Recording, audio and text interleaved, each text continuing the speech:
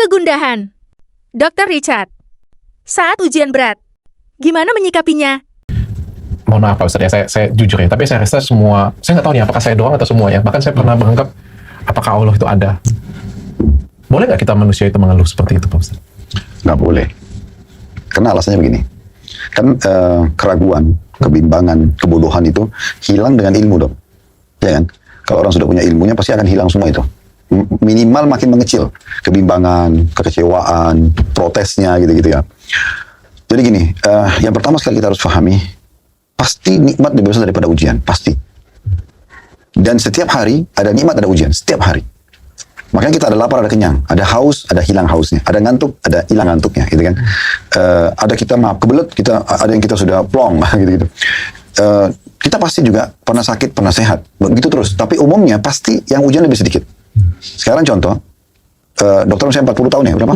40 tahun. Oke.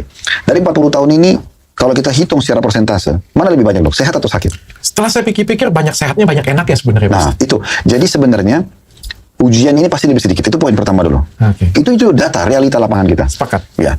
Yang kedua, ujian ini bukan bentuk kebencian Allah kepada kita, tapi bentuk kasih sayang Allah agar ada waktu-waktu di mana kita akhirnya lebih dekat dengan Allah. Sebagai contoh misalnya, kita kalau lagi banyak nikmat dok, lagi kenyang, lagi banyak harta, lagi melimpah lah segala-galanya.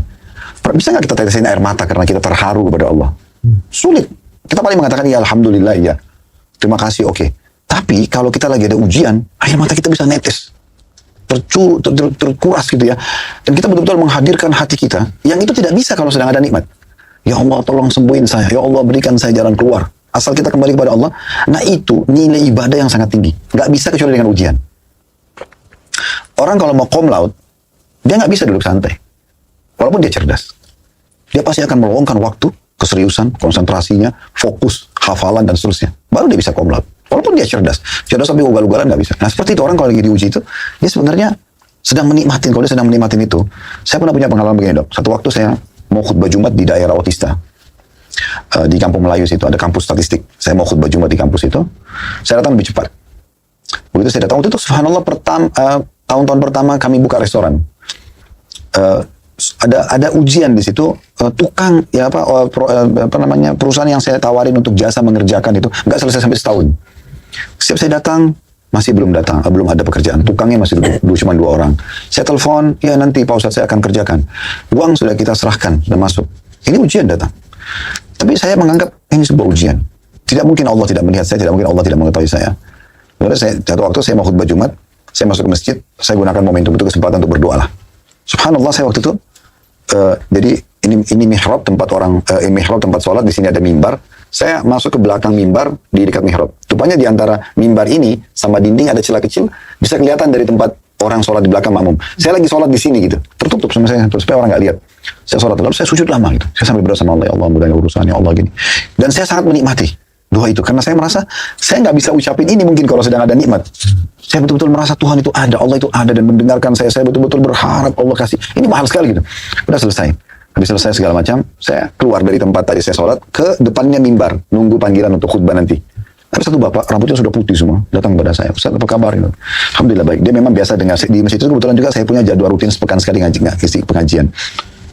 Ustaz, saya mau tanya, Ustaz pernah susun nggak doa-doa dalam Al-Quran, dalam bentuk buku? Saya bilang belum pernah Pak, tapi insya Allah, mudah-mudahan nanti satu waktu, Allah mudahin kapan. Karena untuk nyusun semua doa dalam Al-Quran itu butuh waktu untuk nulis gitu. Udah saya jawab beberapa pertanyaan. Terus dia bilang masa gini, tiba-tiba, Ustaz, tadi saya lihat Ustaz di celah itu, antara mimbar sama dinding itu ada celah. Ustaz lagi lama sekali sujud. Ustaz baca apa? Bapak itu bilang, saya dengan santai mengatakan, saya lagi ada masalah Pak. Saya nggak sebutin apa. Saya lagi mohon sama Allah. Saya berharap Allah mudahin urusannya. Itu saya ingat betul. Dia sambil pegang rambutnya yang sudah putih.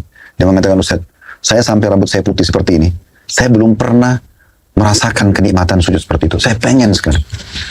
Jadi seperti Allah sampaikan pesan ke saya, ini saya pilih kamu loh. Iya. Jadi ujian itu datang sebenarnya bentuk kasih sayang Allah. Saya ada loh. Ayo datang ke saya. Nah gitu. Kenapa kamu masih jauh dari saya? Gitu. Oke. Nah jadi lebih ke situ pemahamannya. Sehingga kita tidak menganggap lagi, oh kenapa Tuhan buat saya kecewa? Kenapa Allah itu ada nggak sih? Dengar nggak sih? Nah gitu. Itulah yang diyakini tadi oleh Nabi Ayub dengan penuh keyakinan. Dan betul Allah kasih dia. Dia sabar sampai garis finish. Pas finish itu luar biasa. Allah kasih balasan yang luar biasa.